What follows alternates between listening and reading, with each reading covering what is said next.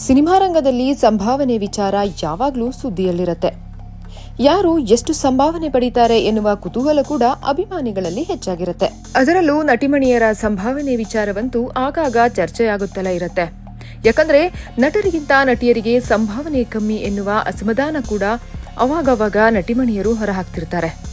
ಅದರಲ್ಲೂ ಕನ್ನಡದ ನಟಿಯರ ವಿಚಾರಕ್ಕೆ ಬಂದ್ರೆ ಸಂಭಾವನೆ ತೀರಾ ಕಡಿಮೆ ಎನ್ನುವುದು ಕನ್ನಡ ನಟಿಯರ ಗೋಳು. ಬೇರೆ ಭಾಷೆಗಳಿಗೆ ಹೋಲಿಕೆ ಮಾಡಿದರೆ ಕನ್ನಡದ ನಟಿಯರು ಪಡೆಯುವ ಸಂಭಾವನೆ ತುಂಬಾ ಕಡಿಮೆ. ಪರಭಾಷೆಯಲ್ಲಿ ನಟಿಮಣಿಯರು ಕೋಟಿಗಟ್ಟಲೆ ಪಡೆಯುತ್ತಾರೆ. ಕನ್ನಡದ ನಟಿಯರು ಇನ್ನು ಲಕ್ಷದಲ್ಲೇ ಇದ್ದಾರೆ ಎನ್ನುವ ವಿಚಾರ ಕೂಡ ಬೇಸರ ಮೂಡಿಸುತ್ತೆ. ಇದಕ್ಕೆ ಕಾರಣ ಕನ್ನಡದ ಮಾರುಕಟ್ಟೆ ಕಡಿಮೆ, ಚಿಕ್ಕದಾದ ಸಿನಿಮಾ ಇಂಡಸ್ಟ್ರಿ, ಇಲ್ಲಿನ ಬಿಸ್ನೆಸ್ಗೆ ತಕ್ಕ ಸಂಭಾವನೆ ಇರಲಿದೆ ಎಂದು ಸಮಾಧಾನ ಪಟ್ಕೋಬೇಕು ಅಷ್ಟೇ. ಅದೇನೇ ಇರ್ಲಿ, ಕನ್ನಡದ ನಟಿಯರು ಎಷ್ಟು ಸಂಭಾವನೆ ಪಡೀತಾರೆ? ಅತಿ ಹೆಚ್ಚು ಸಂಭಾವನೆ ಪಡೆಯುವ ನಟಿ ಯಾರು? ಸ್ಯಾಂಡಲ್ವುಡ್ನ ಸದ್ಯದ ನಂಬರ್ 1 ನಟಿ ಯಾರು? ಇಲ್ಲಿದೆ ನೋಡಿ ಸಂಪೂರ್ಣ ವಿವರ. ಕನ್ನಡದಲ್ಲಿ ಸದ್ಯದ ಮಟ್ಟಿಗೆ ಅತಿ ಹೆಚ್ಚು ಸಂಭಾವನೆ ಪಡೆಯುವ ನಟಿ ಎಂದರೆ ಡಿಂಪಲ್ ಕ್ವೀನ್ ರಚಿತಾರಾಮ್. ಕನ್ನಡ ಸಿನಿಮಾ ರಂಗದಲ್ಲಿ 12 ವರ್ಷಗಳನ್ನ ಪೂರೈಸಿರುವ ರಚಿತಾರಾಮ್ ಸದ್ಯ ಅತಿ ಹೆಚ್ಚು ಸಂಭಾವನೆಯನ್ನ ಪಡೆಯುತ್ತಿದ್ದಾರೆ. ರಚಿತಾರಾಮ್ ಸದ್ಯ ಅನೇಕ ಸಿನಿಮಾಗಳಲ್ಲಿ ಬ್ಯುಸಿಯಾಗಿದ್ದಾರೆ. ಸದ್ಯ ಕಲ್ಟ್ ಮತ್ತು ಅಯೋಗ್ಯ 2 ಸಿನಿಮಾಗಳಲ್ಲಿ ನಟಿಸುತ್ತಿದ್ದಾರೆ. ಅಂದಹಾಗೆ ಕಲ್ಟ್ ಸಿನಿಮಾಗೆ ರಚಿತಾ 75 ಲಕ್ಷ ರೂಪಾಯಿ ಸಂಭಾವನೆ ಪಡೆದಿದ್ದಾರೆ ಎನ್ನುವ ಸುದ್ದಿ ಇದೆ. ಇನ್ನು ಅಯೋಗ್ಯ 2 ಸಿನಿಮಾಗೆ ಇದಕ್ಕಿಂತಲೂ ಹೆಚ್ಚು ಅಂದರೆ 1 ಕೋಟಿ ರೂಪಾಯಿ ಸಂಭಾವನೆ ಜೇಬಿಗಿಳಿಸಿದ್ದಾರೆ ಎನ್ನುವ ಮಾತುಗಳು ಕೇಳಿಬರುತ್ತಿವೆ.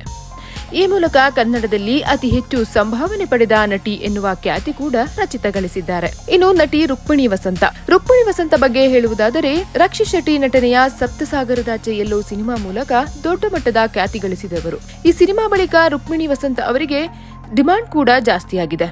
ಕನ್ನಡ ಮಾತ್ರವಲ್ಲದೆ ಪರಭಾಷೆಯಲ್ಲೂ ರುಕ್ಮಿಣಿ ಸಿಕ್ಕಾಪಟ್ಟೆ ಬ್ಯುಸಿಯಾಗಿದ್ದಾರೆ. ಸದ್ಯ ಕನ್ನಡದಲ್ಲಿ ರುಕ್ಮಿಣಿ ವಸಂತ ರಿಷಬ್ ಶೆಟ್ಟಿ ನಟನೆಯ ಬಹುನಿರೀಕ್ಷೆಯ ಕಾಂತಾರ ಪ್ರೀಕ್ವೆಲ್ ನಲ್ಲಿ ನಟಿಸುತ್ತಿದ್ದಾರೆ. ಇನ್ನು ಇತ್ತೀಚೆಗಷ್ಟೇ ಪ್ರಶಾಂತ್ ನೀಲ್ ಮತ್ತು ಜೂನಿಯರ್ ಎನ್ಟಿಆರ್ ಕಾಂಬಿನೇಷನ್ ನಲ್ಲಿ ಮೂಡಿಬರುತ್ತಿರುವ ಡ್ರ್ಯಾಗನ್ ಸಿನಿಮಾಗೂ ರುಕ್ಮಿಣಿ ಆಯ್ಕೆಯಾಗಿದ್ದಾರೆ. ಇದಲ್ಲದೆ ಅನೇಕ ಪರಭಾಷಾ ಸಿನಿಮಾಗಳಲ್ಲಿ ರುಕ್ಮಿಣಿ ನಟಿಸುತ್ತಿದ್ದಾರೆ. ಇವರ ಸಂಭಾವನೆ ಬರೋಬ್ಬರಿ 1 ರಿಂದ 1.5 ಕೋಟಿ ಎಂದು ಹೇಳಲಾಗುತ್ತಿದೆ. ಸದ್ಯ ರುಕ್ಮಿಣಿ ಕನ್ನಡಕ್ಕಿಂತ ಪರಭಾಷೆಗಳಲ್ಲೇ ಹೆಚ್ಚು ಬ್ಯುಸಿಯಾಗಿದ್ದಾರೆ. ಇನ್ನು ನಟಿ ಸಪ್ತಮಿ ಗೌಡ ಕನ್ನಡದ ಮತ್ತೋರ್ವ ಖ್ಯಾತ ನಟಿ. ಪಾಪ್ಕಾರ್ನ್ ಮಂಕಿ ಟೈಗರ್ ಸಿನಿಮಾ ಮೂಲಕ ಸ್ಯಾಂಡಲ್ವುಡ್ಗೆ ಗ್ರ್ಯಾಂಡ್ ಎಂಟ್ರಿ ಕೊಟ್ಟ ಸಪ್ತಮಿ ಸದ್ಯ ಅನೇಕ ಸಿನಿಮಾಗಳಲ್ಲಿ ಬ್ಯುಸಿಯಾಗಿದ್ದಾರೆ. ನೀನಾಸಂ ಸತೀಶ್ ನಟನೆಯ ರೈಸ್ ಆಫ್ ಅಶೋಕ ಸಿನಿಮಾಗೆ ಸಪ್ತಮಿ ನಾಯಕಿಯಾಗಿ ಆಯ್ಕೆಯಾಗಿದ್ದಾರೆ.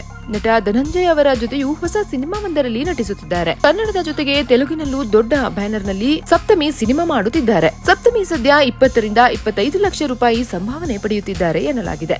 ರೇಷ್ಮಾ ನಾಣಯ್ಯ ಕನ್ನಡದಲ್ಲಿ ಸದ್ಯ ಬ್ಯುಸಿ ಇರುವ ಮತ್ತೋರ್ವ ನಟಿ. ರೇಷ್ಮಾ ಸದ್ಯ ಧ್ರುವ ಸರ್ಜಾ ನಟನೆಯ ಬಹುನಿರೀಕ್ಷೆಯ ಕೆಡಿ ಸಿನಿಮಾದ ರಿಲೀಸ್ಗೆ ಕಾಯುತ್ತಿದ್ದಾರೆ. ಈ ಸಿನಿಮಾ ಜೊತೆಗೆ ಇತ್ತೀಚೆಗಷ್ಟೇ ಧನಂಜಯ್ ಅವರ ಅಣ್ಣ ಫ್ರಮ್ ಮೆಕ್ಸಿಕೋ ಸಿನಿಮಾಗೂ ರೇಷ್ಮಾ ಆಯ್ಕೆಯಾಗಿದ್ದಾರೆ. ಕನ್ನಡದ ಜೊತೆಗೆ ತೆಲುಗಿನಲ್ಲೂ ರೇಷ್ಮಾ ದೊಡ್ಡ ಬಜೆಟ್ ಸಿನಿಮಾದಲ್ಲಿ ನಟಿಸುತ್ತಿದ್ದಾರೆ ಎನ್ನುವ ಸುದ್ದಿ ಕೂಡ ಇದೆ.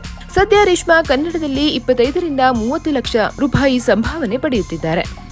ಕೆಡಿ ರಿಲೀಸ್ ಆದ ಬಳಿಕ ಇವರ ಸಂಭಾವನೆ ಮತ್ತಷ್ಟು ಹೆಚ್ಚಾಗುವ ಸಾಧ್ಯತೆ ಕೂಡ ಇದೆ.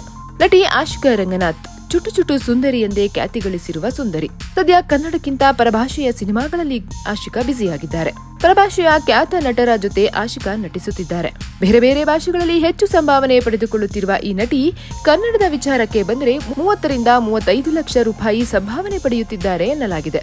ಕನ್ನಡದಲ್ಲಿ ಸದ್ಯ ಬ್ಯುಸಿ ಇರುವ ಮತ್ತೋರ್ವ ನಟಿ ಎಂದರೆ ಸಂಜನಾ ಆನಂದ್. ಸಂಜನಾ ಕೂಡ ಕನ್ನಡದ ಸಿನಿಮಾಗಳ ಜೊತೆಗೆ ಪರಭಾಷೆಯಲ್ಲೂ ನಟಿಸುತ್ತಿದ್ದಾರೆ. ಸದ್ಯ ಸಂಜನಾ ಕನ್ನಡದಲ್ಲಿ ಯುವರಾಜ್ ಕುಮಾರ್ ನಟನೆಯ ಯಕ್ಕ ಸಿನಿಮಾದಲ್ಲಿ ಬ್ಯುಸಿಯಾಗಿದ್ದಾರೆ. ಸಂಜನಾ ಒಂದು ಸಿನಿಮಾಗೆ 10 ರಿಂದ 15 ಲಕ್ಷ ರೂಪಾಯಿ ಪಡೆಯುತ್ತಾರೆ ಸಂಭಾವನೆ ಎನ್ನುವ ಮಾತು ಇದೆ. ಇನ್ನು ರಾಗಿಣಿ ದ್ವಿವೇದಿ ಚಿತ್ರರಂಗದಲ್ಲಿ ಅನೇಕ ವರ್ಷಗಳಿಂದ ಇರುವ ರಾಗಿಣಿ ಸದ್ಯ ಮತ್ತೆ ಸಿನಿಮಾಗಳಲ್ಲಿ ಬ್ಯುಸಿಯಾಗಿದ್ದಾರೆ.